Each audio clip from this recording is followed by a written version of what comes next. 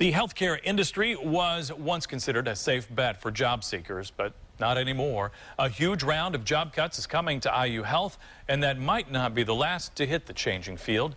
RTV6 anchor Jenna Coy joins us now with the latest on this. Jenna? Well, Todd, IU Health announced this morning it is cutting 800 jobs. It is devastating news for hundreds of Hoosiers and a sign the healthcare field is not what it once was. What we've had to look at is where are the right number of staff members and the right number of positions to care for patients the way that we need to provide them the best level of care. And that means 800 jobs will be cut from IU Health's 7 central Indiana properties. The deeper meaning might be even more troubling. This industry is completely changing. The reimbursement schedule is changing. The cost structure is not. So you're going to have to somehow adapt, and the way they adapt is to cut expenses. Economist Matthew Will says hundreds of hospitals across the country are finding themselves in similar situations. Hospitals are taking in less money because the government is cutting its reimbursement rate, and insurance companies are urging people to seek more outpatient care.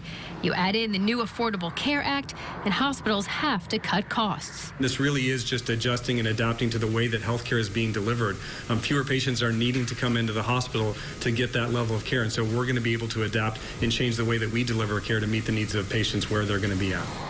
Also having to adapt now, the roughly 800 IU Health workers who will be out of a job.